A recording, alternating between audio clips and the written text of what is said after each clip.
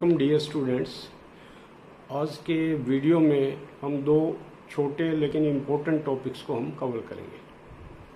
पहला हमारा रहेगा करैक्टरिस्टिक्स या हम कहें प्रॉपर्टीज़ ऑफ स्टोन, और सेकंड रहेगा यूजेस ऑफ स्टोन्स। तो पहला जो है प्रॉपर्टीज़ ऑफ स्टोन्स, हम बिल्डिंग स्टोन्स की बात कर रहे हैं, तो प्रॉपर्टीज़ को हम पहले स्टडी करेंगे।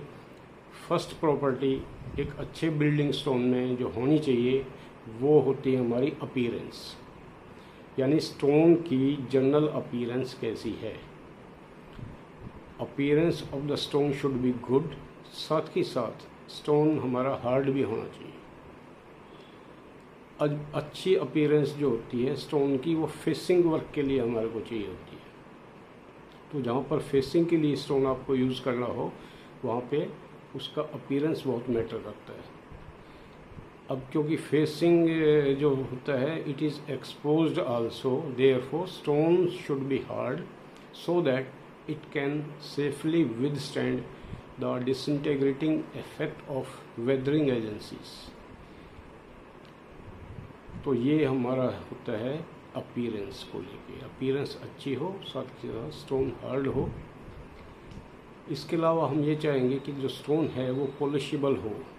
इसके लिए अच्छी अपीयरेंस के लिए आमतौर पर जो लाइट कलर्ड स्टोन्स होते हैं दे आर बेटर ऑप्शन। एक सेकंड प्रॉपर्टी हमारी रहती है स्ट्रेंथ की। तो एक जो अच्छा बिल्डिंग स्टोन है वो स्ट्रॉन्ग होना चाहिए। स्ट्रेंथ हम दो तरह से देखेंगे। एक तो it should be strong against the loads, जो इसके ऊपर लोड आएंगे स्ट्रक्चर के ऊपर, उन लोड्स को वो रेजिस्ट कर सके। और सेकंड है स्ट्रेंथ उसकी जो एटमॉस्फेरिक एजेंसीज हैं या वेदरिंग एजेंसीज हैं जो स्टोन्स की लाइफ को कम करती है, उन एजेंसीज का जो डिसइंटीग्रेटिंग इफेक्ट है, स्टोन को तोड़ फोड़ करने का इफेक्ट है, उसके अगेंस्ट उसकी रेजिस्टेंस ज़्यादा होनी चाहिए। थर्ड हमारा आ जाता है स्ट्रक्चर। तो स्ट्रक्चर जो है स्टोन्स की ऐसी हो कि इसके अंदर ना तो कोई डिफेक्ट हो, ना इसके अंदर इम्प्योरिटीज़ हो, ना इसमें कोई कैविटी हो, और ना इसके अंदर क्रैक हो। ये तभी पॉसिबल होता है जब स्टोन की फॉर्मेशन के दौरान उसके अंदर यूनिफॉर्म और डेंस ग्रेन्स की फॉर्मेशन हो, यूनिफॉर्म और डेंस टेक्सचर हो। फोर्थ प्रॉपर्टी आ जाती है ड्यूरेबिलिटी। तो ड्यूरेबिलिटी का जैसे आपको पता है, durability means the life of stone in long run. Stone की लाइफ ज़्यादा होनी चाहिए, स्टोन जल्दी उसकी एजिंग नहीं होनी चाहिए, स्टोन्स का डिसइंटीग्रेशन जल्दी नहीं होना चाहिए।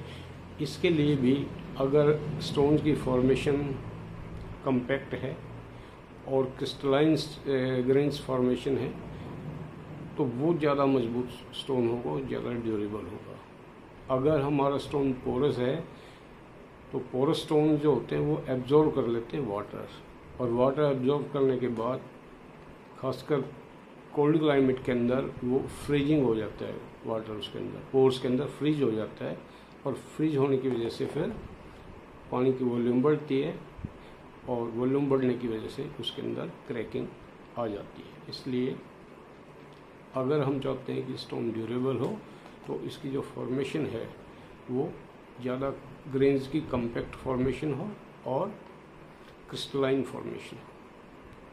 नेक्स्ट प्रॉपर्टी आ जाती है फिफ्थ, हार्डनेस एंड टफनेस।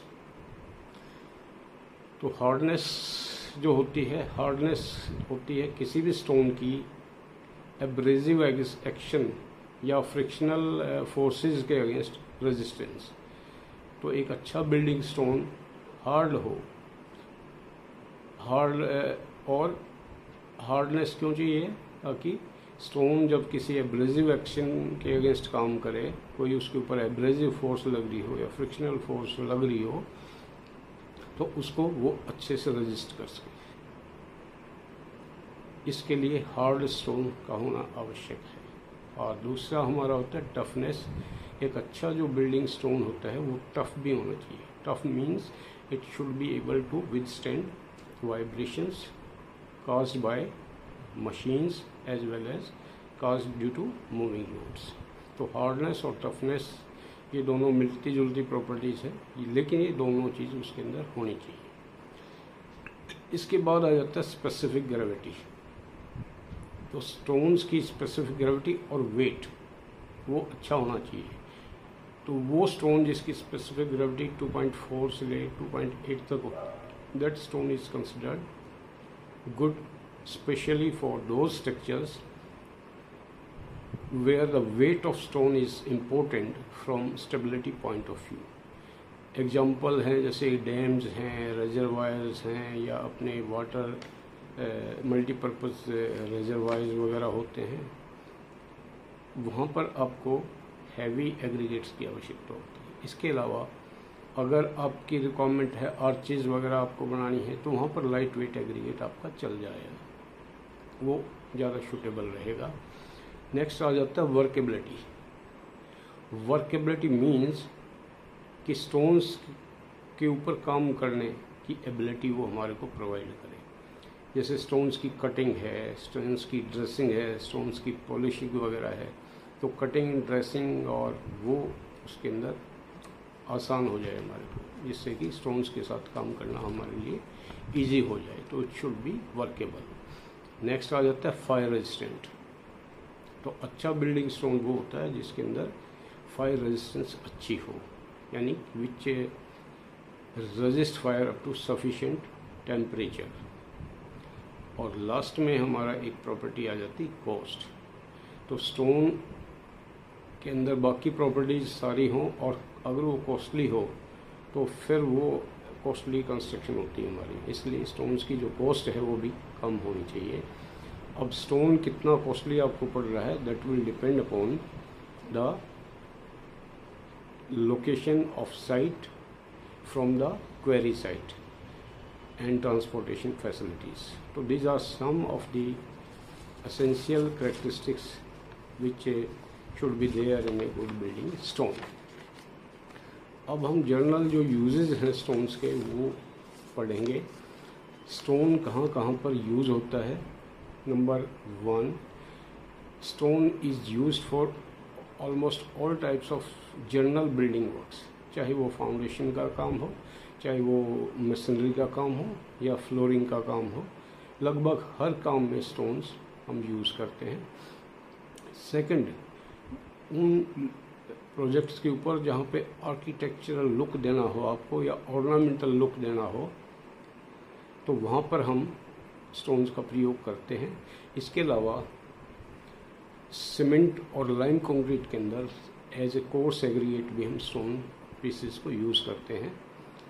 और रेलवे के अंदर हम रेलवे ब्लास्ट के रूप में भी स्टोन्स का प्रयोग करते हैं। इसके अलावा stones are also used for manufacturing of cement and lime, क्योंकि स्टोन जो है वो अपना एक इम्पोर्टेंट रॉ मटेरियल है ब्रिक्स है ये सीमेंट बनाने के लिए, और इसी तरह लाइम बनाने के लिए। इसके अलावा फायर रेजिस्टेंट आपको स्ट्रक्चर बनानी है तो stone structure is considered as fire resistant structures. Stones का एक यूज़ और है, आयरन की मैन्युफैक्चरिंग में भी स्टोन एज ए फ्लक्स काम करता है, जिससे कि आयरन की मैन्युफैक्चरिंग हमारी आसान हो जाती है। इसके अलावा stones are used for the construction of structures like dams, columns, abutments, piers and harbours वगैरह। इसके अलावा स्टोन्स को हम डिफरेंट कंस्ट्रक्शंस के अंदर यूज़ करते हैं। रोड के अंदर एज ए पेमेंट यूज़ करते हैं, रोड के अंदर एज ए बेस कोर्स हम यूज़ करते हैं, रेलवे के अंदर ब्लास्ट के रूप में यूज़ करते हैं। तो रोड्स में भी और जनरल कंस्ट्रक्शन वर्क्स में भी स्टोन्स का प्रयोग किया जाता है। इसके अलावा इसको एज ए डीपीसी भी, ब्रिक मशीनरी में एज ए डीपीसी के रूप में हम स्टोन यूज़ करते हैं। और जहाँ पर होलो ब्लॉक की कंस्ट्रक्शन होती है वहाँ भी स्टोन्स को डीपीसी के रूप में, डैम प्रूफिंग लेयर के रूप में हम स्टोन लगा सकते हैं। इसके बाद जो स्टोन है उनकी जो बारीक डस्ट होती है, जो क्रशर से हमारे को मिलती है, बारीक डस्ट जो है कंस्ट्रक्शन पर्पज़ में हम यूज़ करते हैं। और ये सैंड के कंपैरिजन में एक बहुत अच्छा अल्टरनेटिव है, क्योंकि ये ज़्यादा मजबूती देता है। तो आज के वीडियो में इतना ही, और नेक्स्ट टाइम हम जल्दी ही दूसरी वीडियो में आपसे मिलेंगे। Thanks all.